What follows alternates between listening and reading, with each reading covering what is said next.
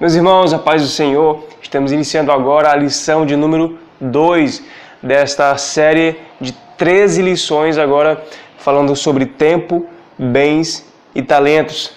É o comentário aqui sobre a revista CPAD do terceiro trimestre de 2019. Esta lição aqui, elaborada pelo Elinaldo Renovato. E aí nós estamos iniciando agora a lição 2, que vai falar sobre a mordomia do corpo, ou seja, da matéria. Inclusive, a primeira parte da lição vai falar sobre a dimensão material do corpo. A segunda parte da lição vai falar sobre a dimensão espiritual do corpo, né? A matéria e a parte espiritual. A terceira vai falar sobre o culto racional e a mordomia do corpo. Vamos iniciar agora. Primeiro, a dimensão material do corpo.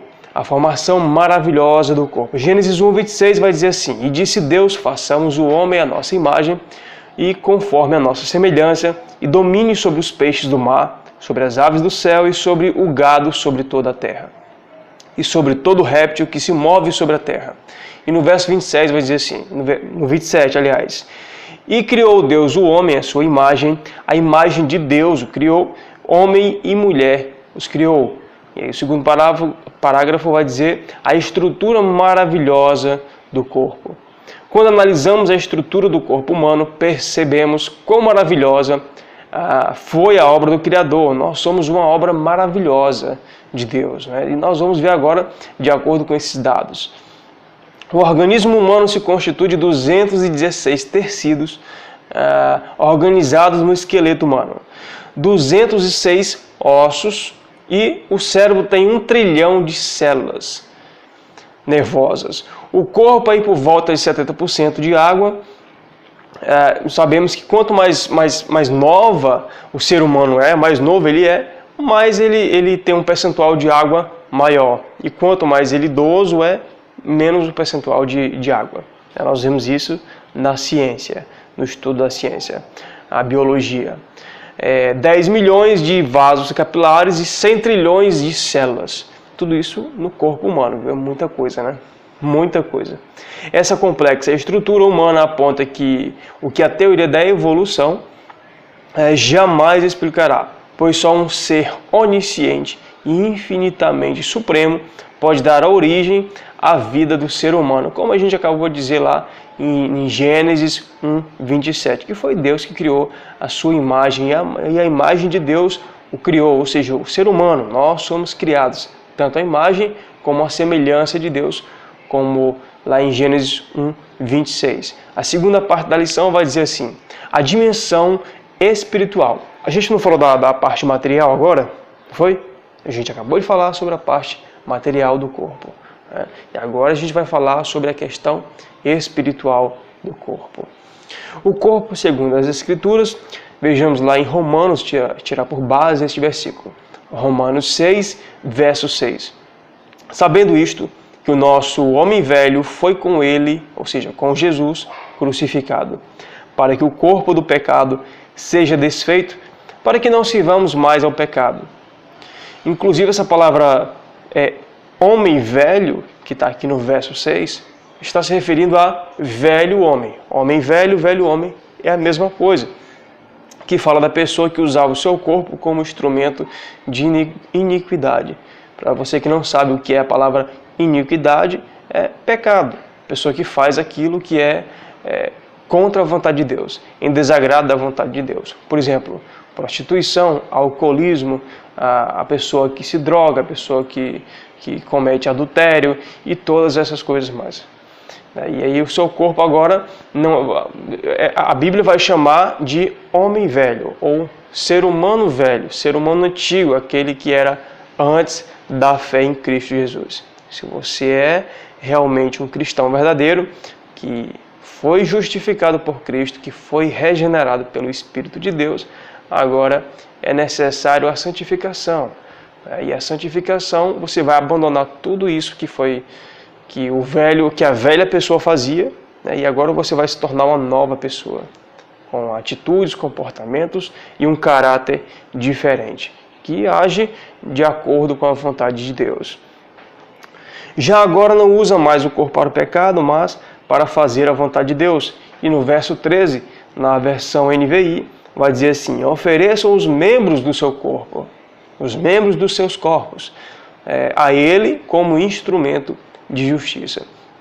Alguém que antes da fé em Cristo, alguém que antes de ter comunhão com Deus, com Cristo, ele usava o seu corpo, os seus membros, as mãos, os pés, a sua boca para fazer, falar e andar por os locais errados e fazer o que não prestava, numa linguagem bem comum. Agora ele já usa como instrumentos de justiça, para fazer o que é justo, para fazer o que é reto, falar o que é certo, falar o que é bom, praticar o que é bom e andar pelo caminho correto. Então agora esta é uma atitude da nova natureza, do novo homem, né? Da nova mulher, do novo ser humano, que está com a sua fé e a sua aliança fundamentada em Cristo Jesus, né? E age de acordo com a vontade de Deus, mas não segundo a sua vontade. Primeiro parágrafo aqui vai dizer assim: templo do Espírito Santo. 1 Coríntios 6, 19 vai dizer assim: ou não sabeis que o vosso corpo é o templo do Espírito Santo que habita em vós? Olha, aqui vai dizer que o nosso corpo é templo, ou seja, é a morada do Espírito Santo de Deus que habita em nós, que habita em vós, e que não sois de vós mesmos.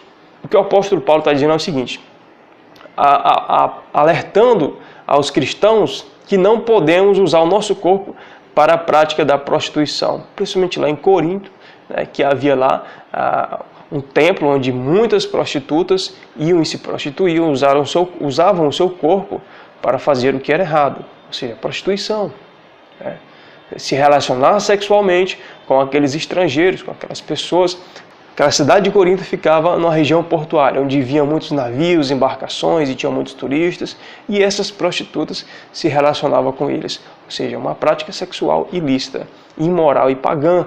É isso que a Escritura vai dizer. E aí Paulo está dizendo: não use o seu corpo para esse tipo de coisa não, porque o nosso corpo é templo e morada do Espírito de Deus. Então agora, o que Paulo está dizendo para os cristãos ali de Corinto é: use o seu corpo para fazer o que é bom, pois o seu corpo não é seu, mas é de Deus. Por exemplo, você pega um carro emprestado de alguém.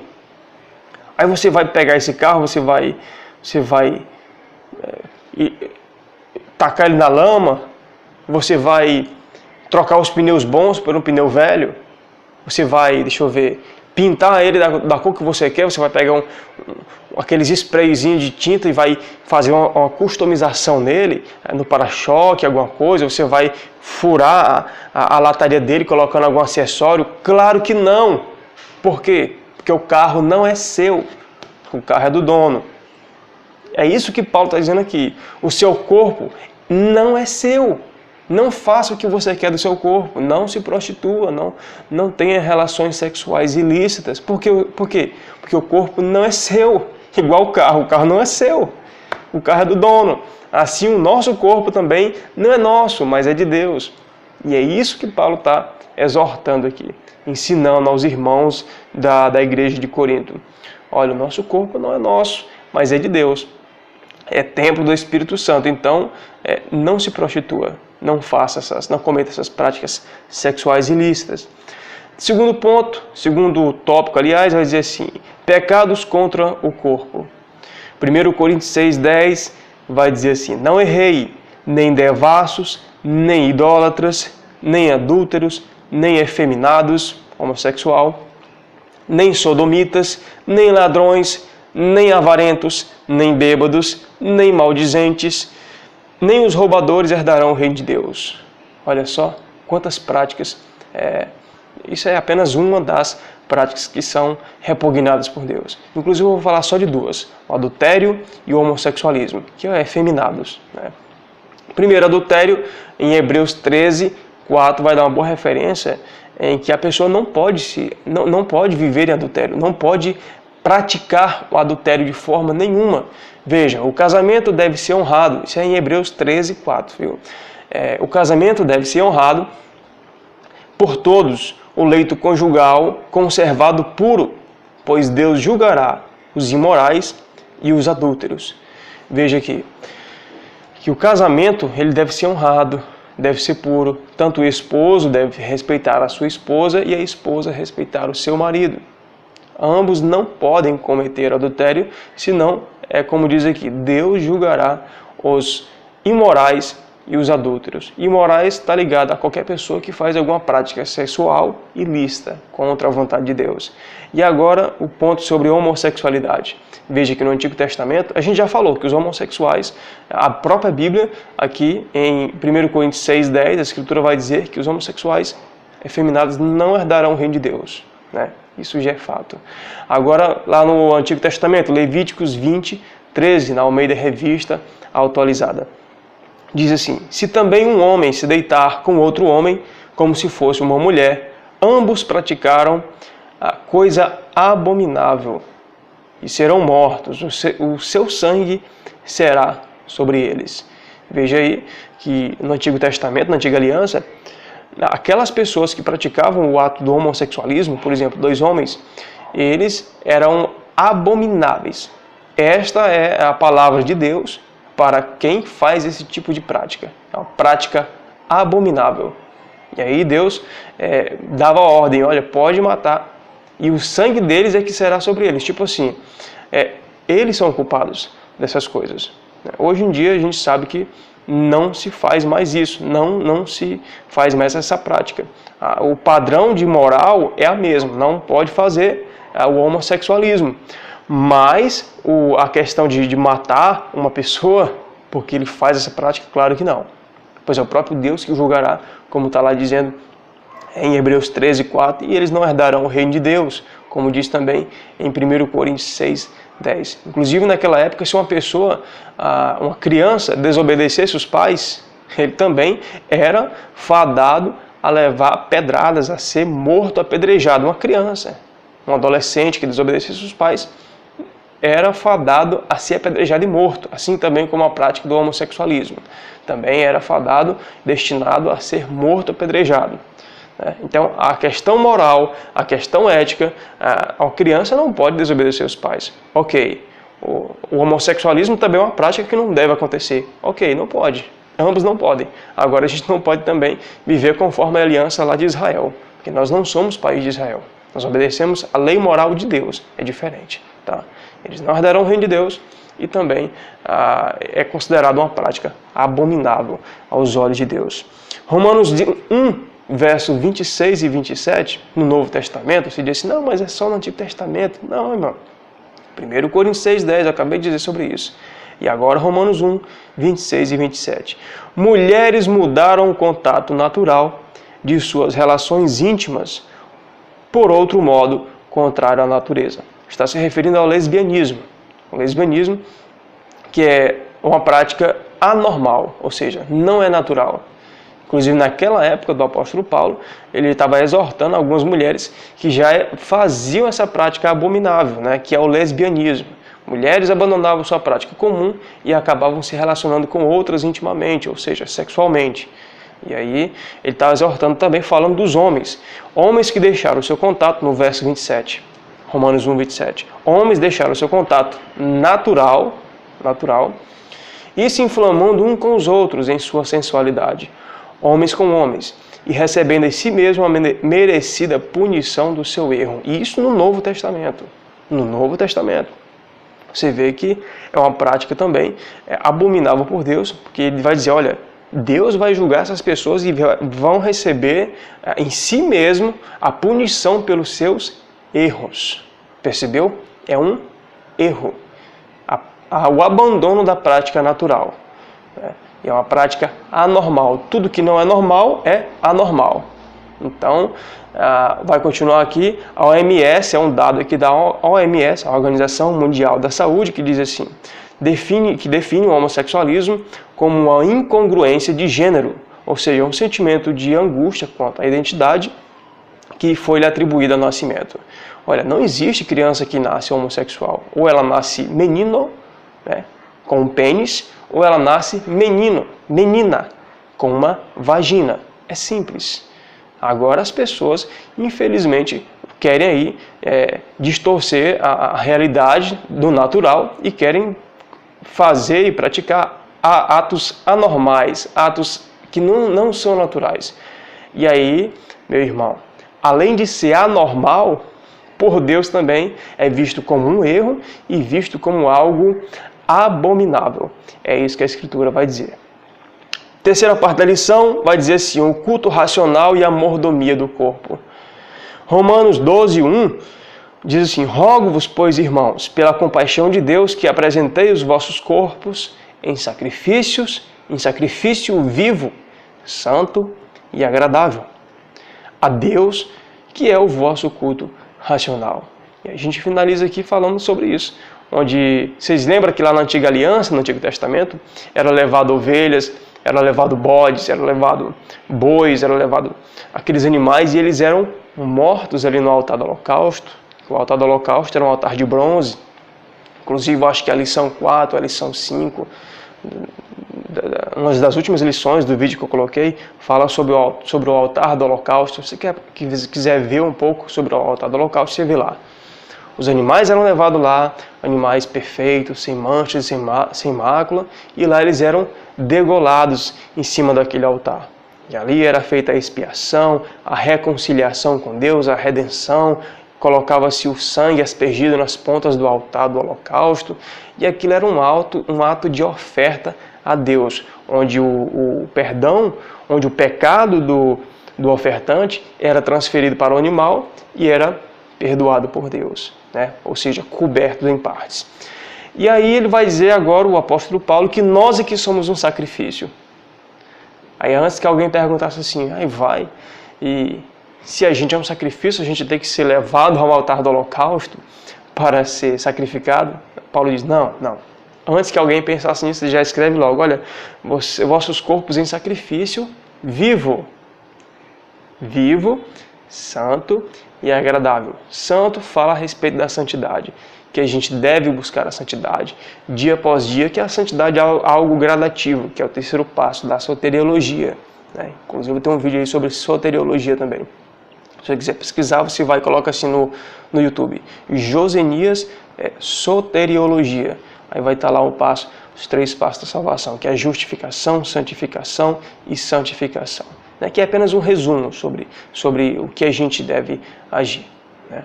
De que forma a gente deve agir para que a gente consiga manter a nossa salvação e não perder a nossa comunhão com Deus.